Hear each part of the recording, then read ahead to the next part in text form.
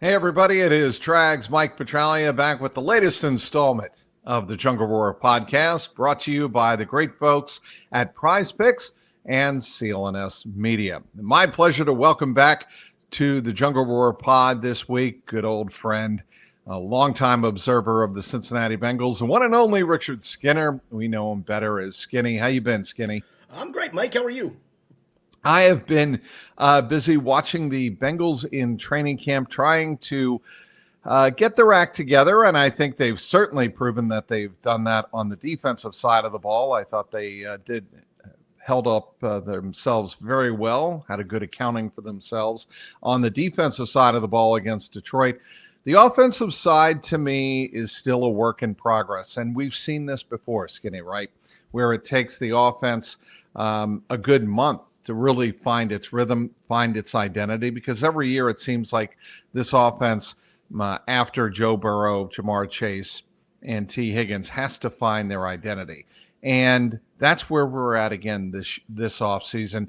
And I think it's just going to take a couple of more preseason games, and I think they'll be ready by Tampa Bay. But at this point, I don't know if you agree with me, but I still think the offense is a work in progress.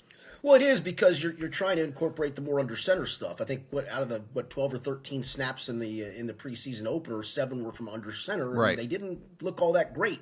And I think everybody thinks that the adjustment is easy, like you're just going to go under center and everything's going to be timed up perfectly and work perfectly. It's just all he's doing is taking a direct snap from center as opposed to being in the shotgun, but it is different. It's a different processing for him. It's just different. I don't expect it to be smooth right now, but I do expect it to still be a focal point for what they do. I was asked this on Interview Friday on WLW of, at what point would you just scrap that and do what Joe Burrow is most comfortable doing? I said, well, their big thing this offseason was trying to develop more big plays, and you're not going to get a ton of big plays from shotgun. You're going to get some. You're going to get more of your big plays off of play action being under center. So I think that's probably part of why the offense has probably looked as sluggish as it has, Mike. And the other part, to your point, I mean, hey, if the one side's winning, the other side's not, right? And so the other side's winning for the most part, and kudos to them. Here's my other point about under center versus shotgun. If you are going to convince teams that you're serious about running the football more than you have been in years past, and I don't even worry about the 29% under center versus the 71% not under center. I don't worry about that so much. If you're going to convince teams that you're not just going to step back in shotgun and have Joe Burrow fired at Jamar Chase and T. Higgins all the time, and you're going to have no run game, and you're just going to allow the defense to rush the quarterback, then you absolutely have to have something under center. You have to have an element of your offense that shows the defense you're serious about running the football. That, to me, is the biggest thing. That's even bigger, Skinny, than finding big plays, explosive plays down the field out of play action, to your point. Yeah, and listen, you have a weapon back there. He has proven, Chase Brown, that when you get him enough touches, he's going to make big things happen. I'm still waiting for that 75-yard run. It feels like once a game he pops a run where you're like, gosh, he's one missed tackle away from that going the distance. And so I think he takes a burden off of everybody if you can run the football. The offensive line doesn't have... Listen, the offensive line's already getting criticized because Joe Burrow got sacked in a preseason game, and Orlando Brown Jr. looked ugly in that rep. I'd say there's no... We'll get to that. Part of yeah, it. We'll get to that. But if you drop back 40 to 45 to 50 times a game on average, let's just go 40 times on average, your quarterback's going to get hit, right?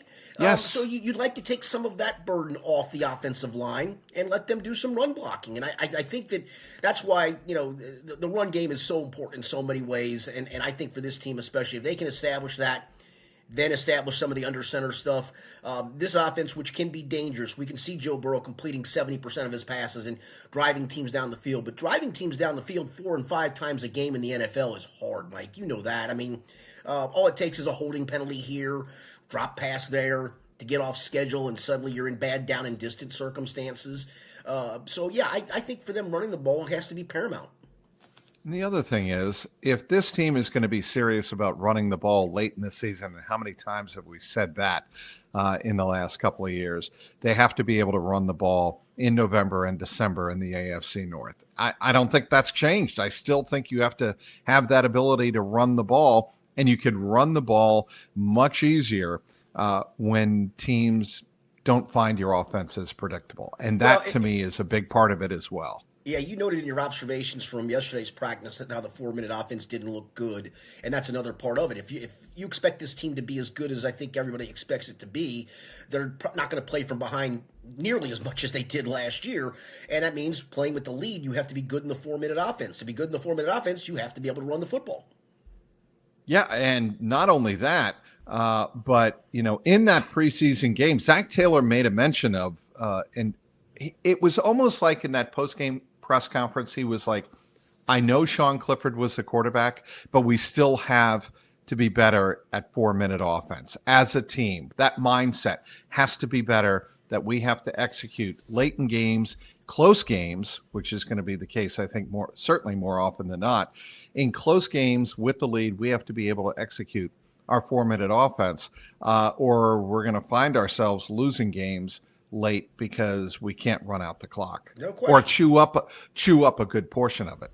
Yeah, I mean, listen, you'd like to run a game out, but in worst case circumstance, run it down to 30 seconds. They are out of their timeouts, and you're punting. That's just as effective. So, yeah, but you've got to be able to run the football to do that. And to the point of the Detroit game, I can't. I know he's sending a message there, but it's hard to read into it with third string offensive lineman in there and Kendall Milton running the football. And to your point, Sean Clifford is the quarterback, but. I hope there's a period in the joint practice with the Bears where they have some of that and see what that looks like, because I think that's as live game reppy as you're going to probably get for the starters the rest of this preseason. The reason I think the joint practice is so significant, and it's been this way for at least 10 years, as long as there's been, a joint practice around the NFL, that practice came into being about 15, 20 years ago. These practices are good because they're more intense. And not only more intense, they're more controlled. And you can work on specific situations. And that's what I think is going to be very valuable. And you're running up against another team that you think what they may be doing. Yeah, certainly the coaches talk beforehand about what they'd like to get accomplished. But going into a certain situation, you're not going to know what the play is. And I think that helps.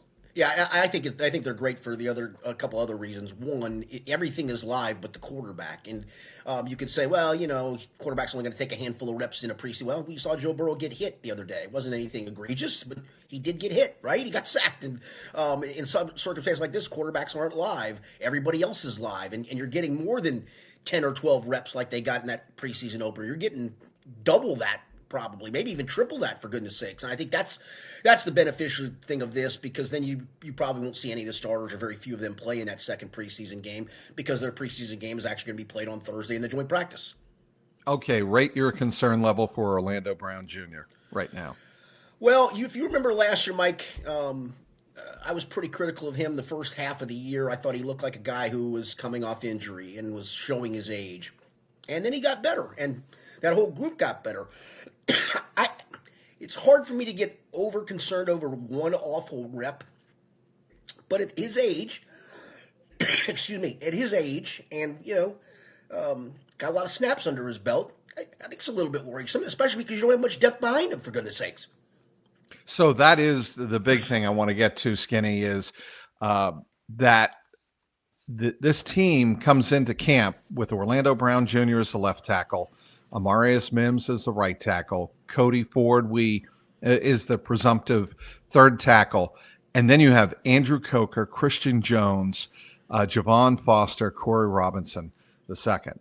There's not a lot of depth there, and I think if, God forbid, Orlando Brown Jr. and Amarius Mims have to go down or are not available, what do you do? Yeah, I mean, that's the big question. Yeah, you'd have to be in severe panic mode to probably make a trade, and then making a trade, you're having a guy in here who doesn't have reps from training camp under his belt, all those things. Mike, I guess they're satisfied with what they have. It's hard for me to believe that they are, and as you know, around this league, offensive line depth is thin. The Giants just traded one of their offensive linemen to the Jaguars today, because the Jaguars are so thin because of injuries and lack of performance for them too. And so I just don't – there's just not a lot of guys on the street. It is just it's a position that's really thin at the moment. And knock on wood, to your point, Amarius Mims played all but 60 snaps last year, and Orlando Brown Jr., I believe, played every single offensive snap last year, or damn near close to it. Boy, that doesn't happen in consecutive years very often for that to take place. So, could you live without one of them for a game or two here or there with Cody Ford? Sure, but long term, probably not. And if both go down, Katie bar the door. You don't have much else. But I go back to, they don't seem desperate at this moment to go get one. I mean, we're now through this weekend. Right. You got 1 week of training camp left, and then it's really kind of on to preparing for game number 1. So if you were going to add somebody, sooner rather than later would be the time, and they just haven't shown that inclination to do it. Do you think they take 10 or 9 offensive linemen on their 53-man? I'm going to go 10 with 2 backup tackles, Jalen Rivers, Brian Parker, and then probably Connor Lew. Yeah, I mean, that's a pretty standard take on what their depth chart's going to be at. I have them having 9 and trying to get 6 defensive tackles onto the roster. Possible. And the other reason, let's just stick to the offense, Trags. Let's stay focused here, okay? Let's stick with the offense. The reason I think they'll take 9 instead of 10 is because I think they want to protect 5 tight ends instead of just 4. If this was an ordinary year and you want to protect Tanner Hudson, because I think they're going to take Jack Endries, or if you want to protect Jack, look at it this way, they want to protect Jack Endries and take Tanner Hudson, then you've got to narrow it down someplace, and I think the offensive line is the way to go, with a couple of offensive linemen landing on the practice squad. Yeah, usually when you do the math of this, you go 25 offensive players, 25 defensive players, and 3 specialists. If you go 25 offensive players, 2 quarterbacks, 3 running backs, 6 wide receivers, to your point, normally 4 tight ends. In this case, keeping 5 tight ends, you got to trim from somewhere, and the trimming would probably be the offensive line. I don't know who that trim would be, though, at this point. I don't... Well, I don't think Andrew Coker would make it. I think they keep Cody Ford as the 3rd swing tackle. You keep the 3 interior offensive. Yeah. So but then, who becomes the 4th tackle at that point? Well, you'd have just to take somebody him from the practice squad. Yeah, absolutely. Okay. You'd have to do that. That's a fair point. I mean, Andrew Coker would get through. Javon Foster would probably get through. Right. Yeah, that's probably right. And let's move on to the tight end room, because I think this is kind of a fascinating situation unfolding. I thought it was significant that Jack Endries got some snaps with Joe Flacco on that second team against the Lions. Did you? Yeah, I agree with you. Caught the touchdown pass, obviously. We've talked about this multiple times. There's really, I'll get to Endries here in a second. The only 3-down tight end among the group, if you don't count Endries, is Eric All. And Endries probably has your second best skill set as far as being a 3-down tight end. He's not a better receiver than Mike Gesicki or Tanner Hudson. He's probably not a better blocker than Drew Sample, but he at least incorporates all 3 of those things, which I think is important, because we still don't know, Eric All's he's just such a wild card for this offense that if he can play all 17 games healthy, what that guy brings. But you got to have some insurance for that guy. And sure. I think Endries might be that guy, to your point. Yeah, let's move on to the wide receiver room, and this is one where it gets very interesting. And I broke this down with Yanni Tragelis last week, and I'm going to do it with you. The way I look at the Charlie Jones, Keyshawn Williams situation is, you have those 2 guys battling for the final kick returner job, punt returner, kick returner gig, and they will wind up as the 5th or 6th receiver, however you want to slot it. Then you have 4 others battling for that 6th and final wide receiver spot, currently held by Mitch Tinsley, and he made it last year. But you have Dante Myers, you have Jordan Moore, Xavier Johnson, Noah Thomas, Mitch Tinsley, and I think and Kendrick Pryor. So that's a pretty fascinating battle unfolding. Do you see it unfolding the way I said, with that Keyshawn Williams and Charlie Jones for 1, and the rest are battling for the last one? Yeah, so we know who the four locks are going to be: Jamar T, Yes. Andre Yoshivas, and Colby Harris. Colby. So those are the 4 locks. I think they are going to keep 6 for sure. Here's my monkey wrench I'll throw into your equation, because I don't think you're wrong, because Charlie Jones has proven it. Williams has proven it. What if Dante Myers shows you enough as a punt returner in these next 2 games? Yes. And then he and a Mitch Tinsley both make it, and neither Charlie or Williams make it. Again, I'm just throwing that wrench into the equation because here's why I don't think that's the case. Because I think Charlie Jones has earned enough trust from Darren Williams to hand the ball back to the official, meaning he has, really trustworthy hands back there. I just think Charlie Jones is going to make the job, win the job. If he weren't to win the job, then I'd see your scenario unfolding more likely. Yeah, the only thing is, though, do you trust him from an injury standpoint? I mean, that's the other part to this. Do you fully feel like he can get through 17 games unscathed? He really hasn't proven it to this point. And, yeah, he has earned that trust. I don't know. I think it's fascinating. I think if we see Myers a lot in these last 2 preseason games and he does something spectacular in the return game, I do think that throws that into the equation. I really do. I mean, hell, Alex Erickson a few years ago, I remember against the Vikings, returned a punt for a touchdown, and everybody kind of sat up and goes, who the heck is Alex Erickson? Well, he kept making the team over and over and over again. I think in part because of that one punt return, for goodness sakes. He did some other good things too, and obviously did enough good things to stick for a few years. But Dante Myers has been fascinating, man. Every opportunity that kid's gotten since camp started and in that preseason game, I think he's come through with flying colors. Let's move to the running back room.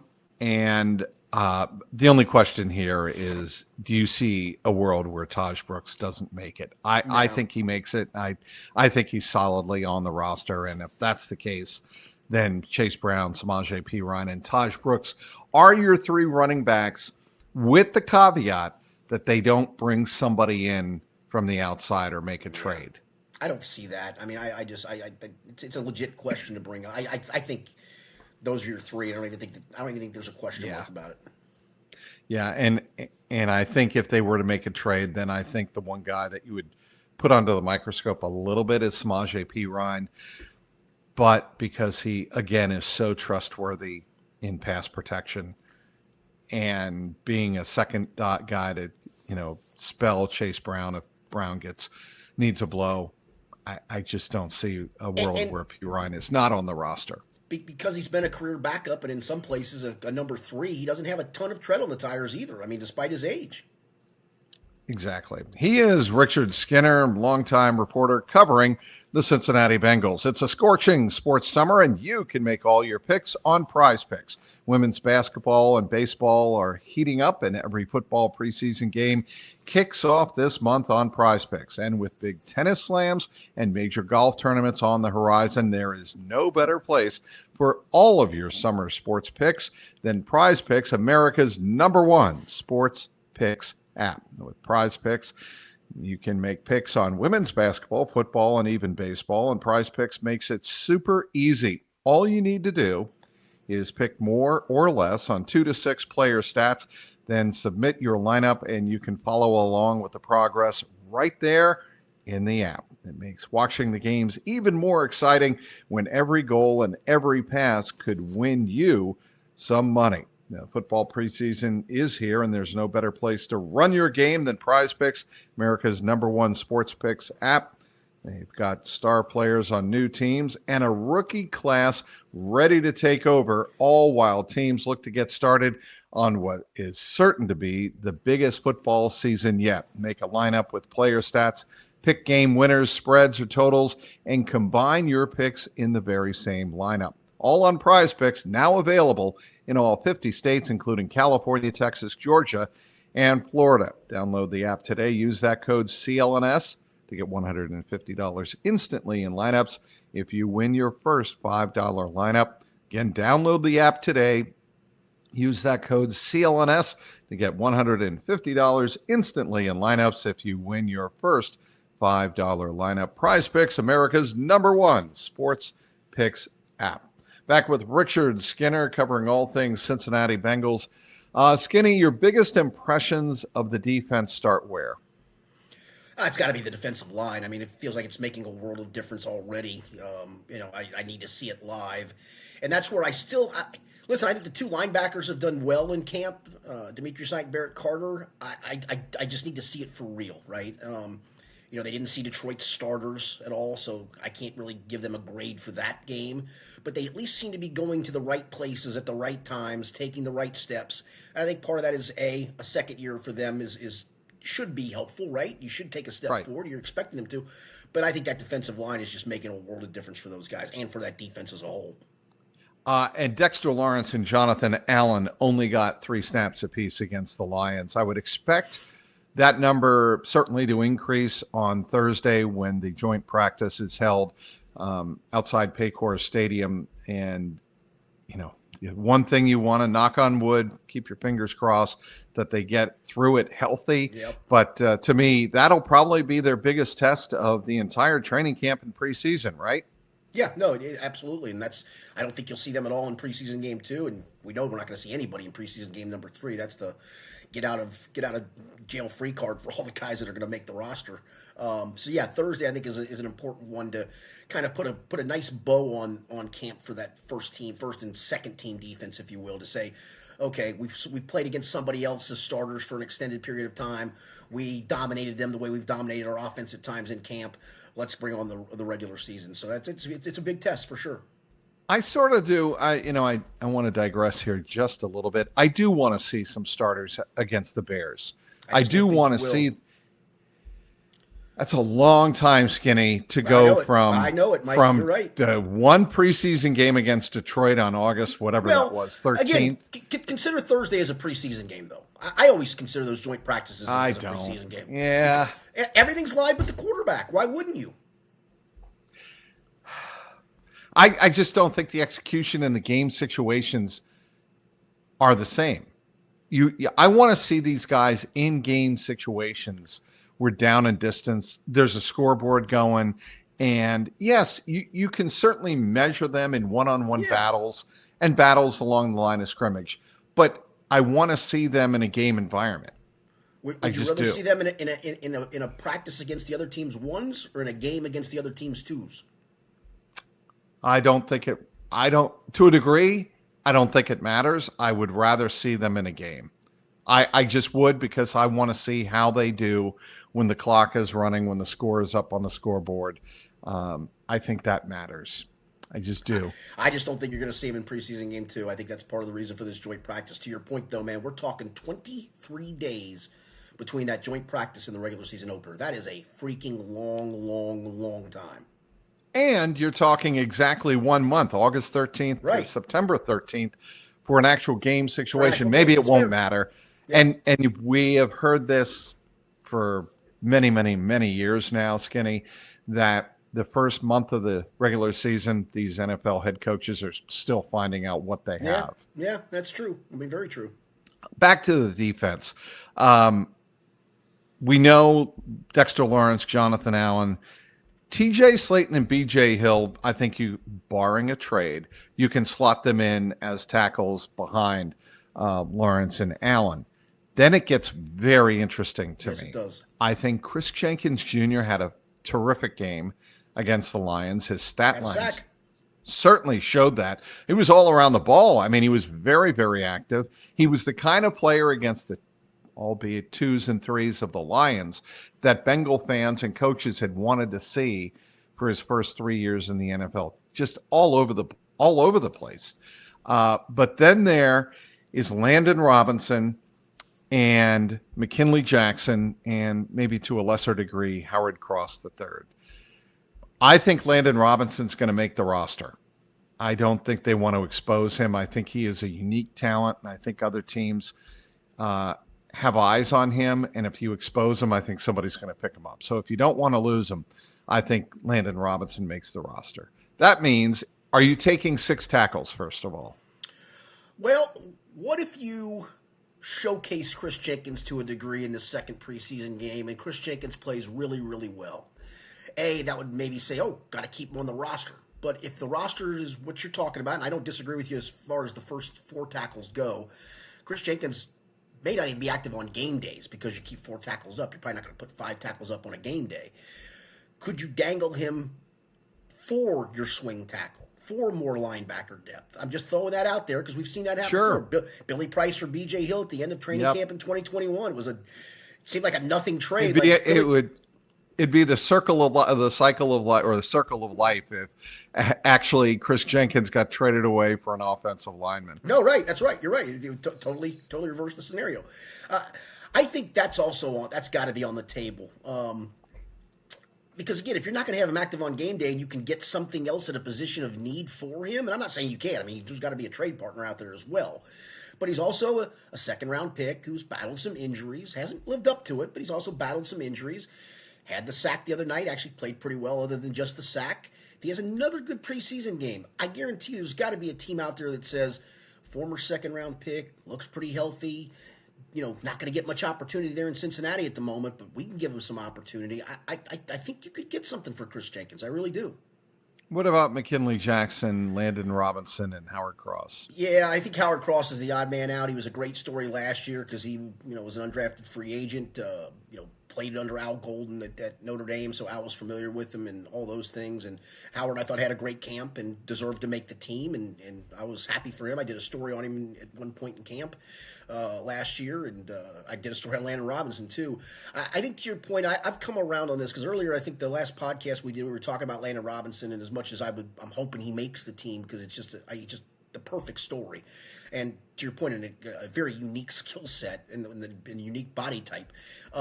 I just thought, listen, you can expose that guy and probably get away with it, but maybe you can't, and that's where I think he has the edge as the fifth tackle to keep. But then if you keep him and McKinley Jackson, here comes now the odd part. Now I got almost 4 nose tackles. Do I need 4 nose tackles? Do I? No. So yeah, you need 2, and ideally 2 or 3 techs. Correct. And so that we start doing the math on that. Am I keeping both of those guys? So does that make McKinley Jackson the odd man out, and you're keeping Chris Jenkins still in this case because Chris probably is way more of a 3 technique than he is a true nose tackle. He playing a different technique than that, but probably better suited as a 3 tech. But he's your third 3 tech.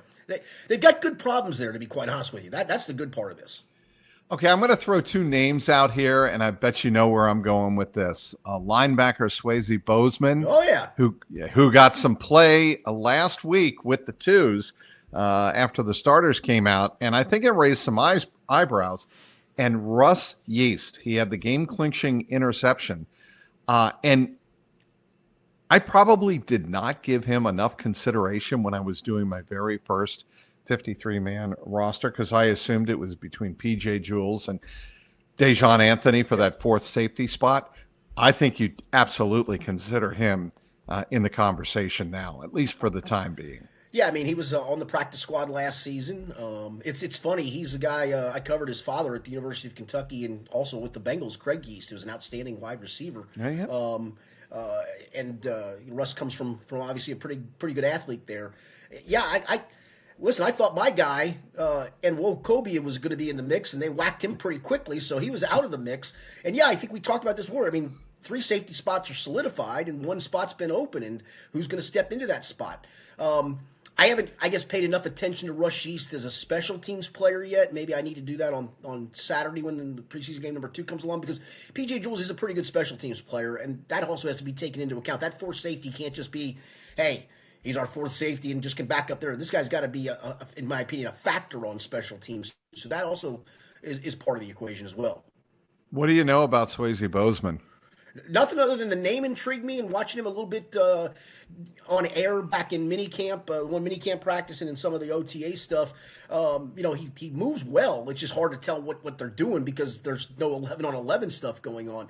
I do think this, Mike. I mean, if you pass the 2 starters, Warren Burks is going to make the team because he has skins in the game at this point. But Warren Burks, again, and this is not the be-all, end-all, he was the 88th of 88 rated linebackers from Pro Football Focus last year. It's not like you're going, if Warren doesn't play better, is he worth keeping? The problem is, though, if you whack him, you don't have a lot of experience depth back there. So I think that whoever the 4th linebacker, because I'm going to assume Warren makes the team, that's a pretty safe assumption. That Yeah, fourth I linebacker think spot's so. wide open, in my opinion.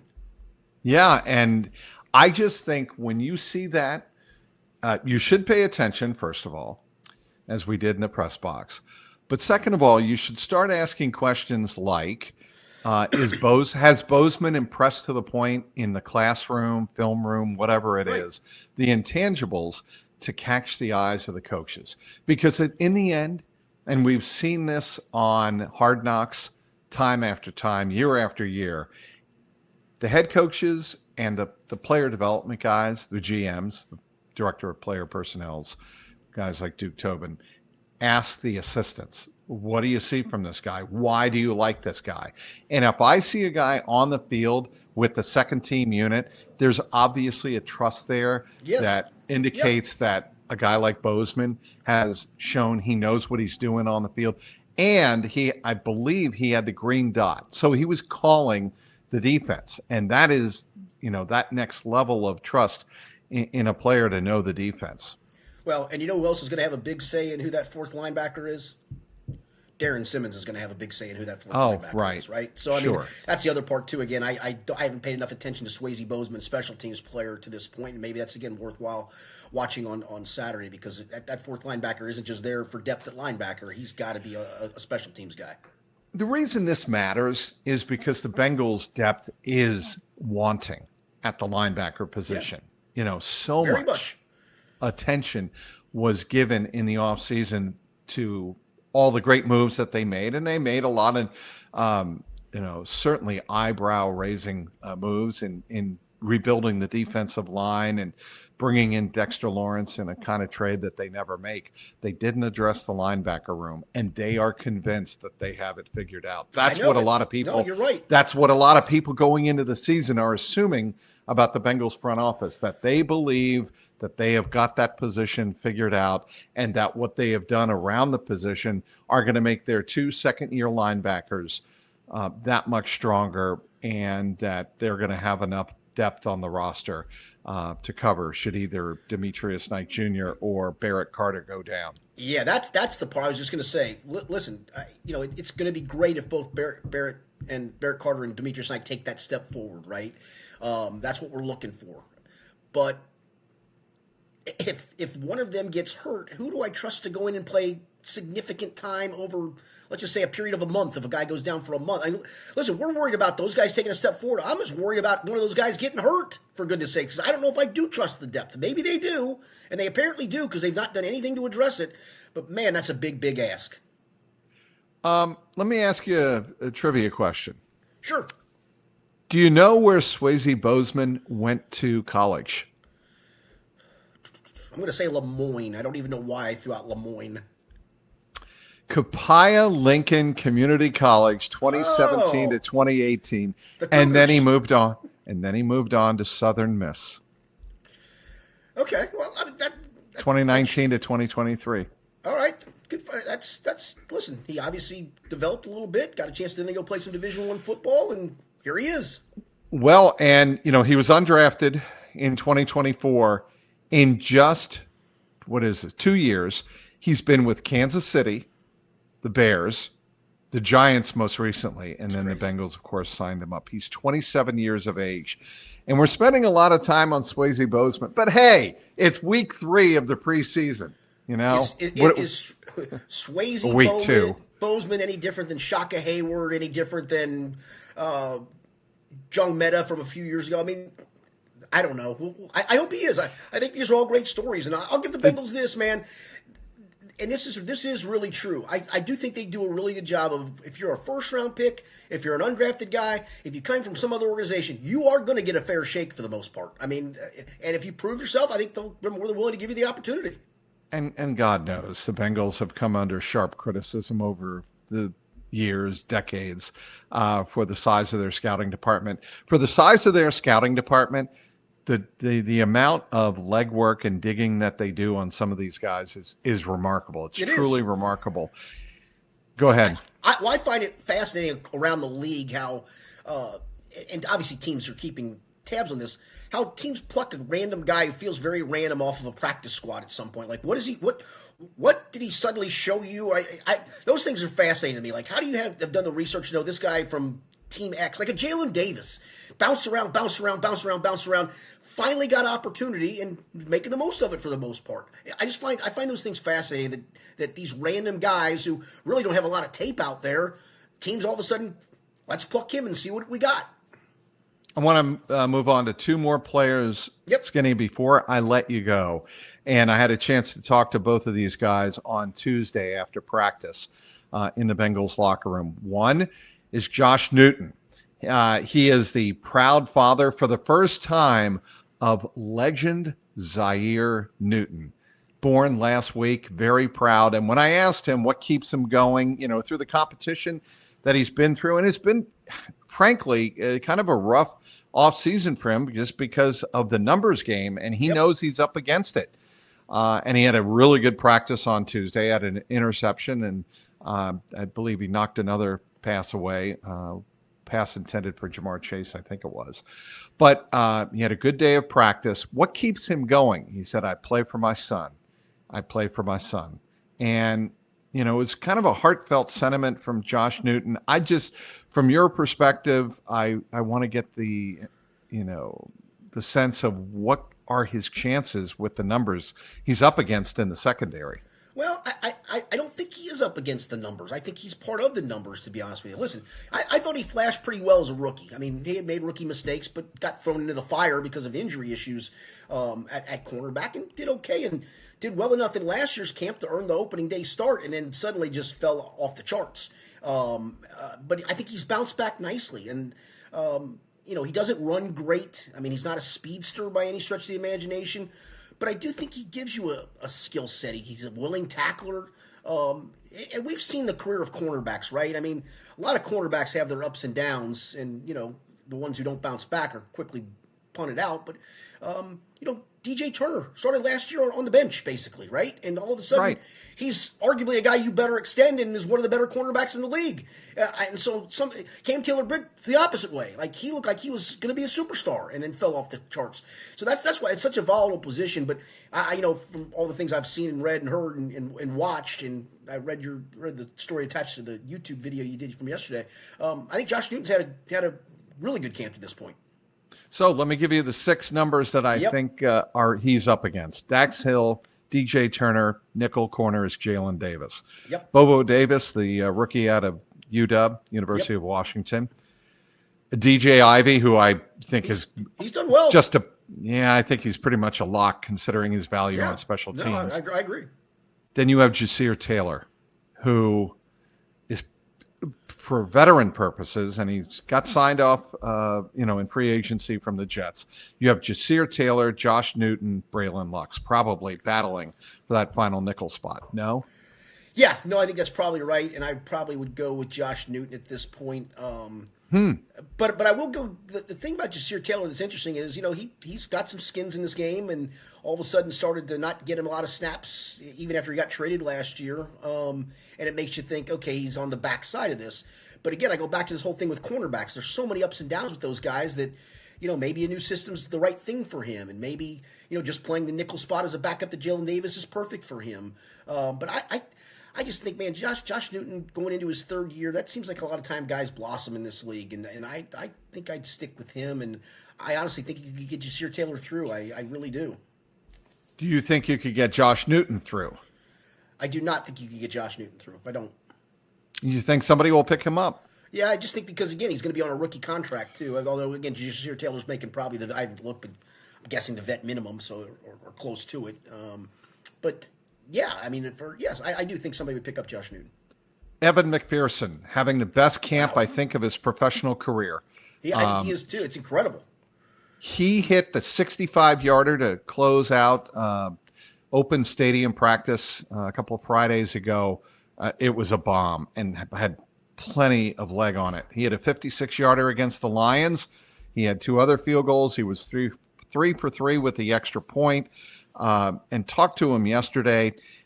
He believes that the sports therapist that he was seeing has done him a world of good. And he just feels like he is in a different place in his career. And he, thanks his family getting away from football for enough time in the off season and coming back refreshed is really the reason for it.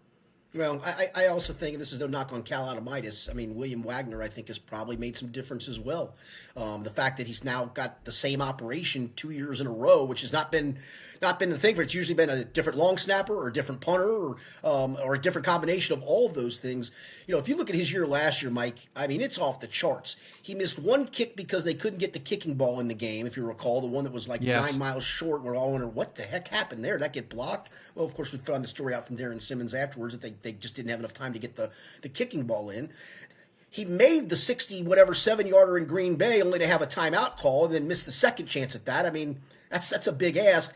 I mean, he had a spectacular year last year. I think part of it was the operation. He got really comfortable with the operation. Well, guess what he's got this year? The same operation. I think that helps too, even if it's just from a confidence standpoint, right? Like, snap's going to be perfect, hold's going to be perfect. I just got to do my job as opposed to, is he going to spin the ball in time because the ball came to him with the laces in the wrong place? And is he going to? I haven't worked with this guy long enough. I think that's a big factor too. I mean, it's never been a thing of Evan having the leg and the accuracy. I think it's sometimes the operation, unfortunately for him, is messed with him a little bit too. How's Beechwood? In football or basketball? Basketball. I should have made that myself clear. Well, we are missing a bunch of our football players at the moment, which is okay because our football team's going to have a really good year. But as soon as I'm done with this, I'm actually heading up to school for basketball practice. Little workouts. The rules are you get. We were talking about this before we started this pod. You get 3 days a week. Something and then open gym? Yeah. We usually do like 45 minutes of drill work, and then we do about a half hour of open gym stuff for the kids. And these are the basketball only kids. If some of them are cross country or golf players, and they can work around their fall schedules to come out and do it, we more than welcome them to do it. But their first priority is soccer players. Even I think we have one soccer player. We have a bunch of football players. Football players. Football is completely their priority. Some guys will come early the football players will come and get on the shooting gun in the mornings, which is before school, which is it's not even close to mandatory. It's what they want to do. They want to get some shots up and not feel like all of a sudden they're going to start from scratch on December 3rd or 4th or whenever the football season ends. It's been a nice little turnout. It's just we're missing some key guys, and those key guys we're rooting for them to play in December. We're going to miss them for the first couple of games because of that. But if they're still playing the first part of December, it means they're playing for a state championship, and Beechwood's won a lot of those in football. Let me ask an incredibly stupid, naive question, because I'm full of them. Has it always been this way, where basketball players or high school basketball players start in August before? Well, a lot of it's just doing individual instruction stuff and getting some shots up. Probably not. I think if you're a good program, though, you want your guys in the gym as much as possible. I think for a lot of guys outside of the gym, they'll work on their own, but you're not going to work quite as hard or as in a way that's going to benefit you. I mean, it's one thing to go out and just shoot a bunch of jump shots in the backyard. Can you incorporate some skill work into that? And a lot of guys just aren't going to do that. I get it. I wouldn't have done it. I didn't do it. But yeah, I mean, a lot of sports now are somewhat year round. But again, we're a small school, so we're sharing. Like I said, we're sharing cross country runners, golfers, obviously a bunch of football players, and again, that has to be their main focus at this time is that. But you also don't want to have when official practice starts, when you're actually practicing October the 15th. If you're a player and you're hoping to either make the team or get minutes, you just can't pick up a basketball then and say, okay, here we go. That's really hard to do. You got to be a special athlete to do that, and that's really difficult.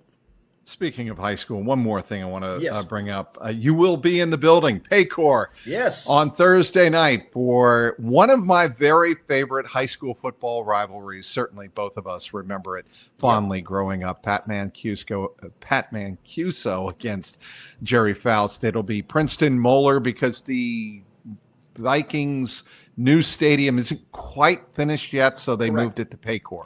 Yep, correct. And then I think their next three home, because I'm doing Princeton games with another guy. We're broadcasting all their games this year.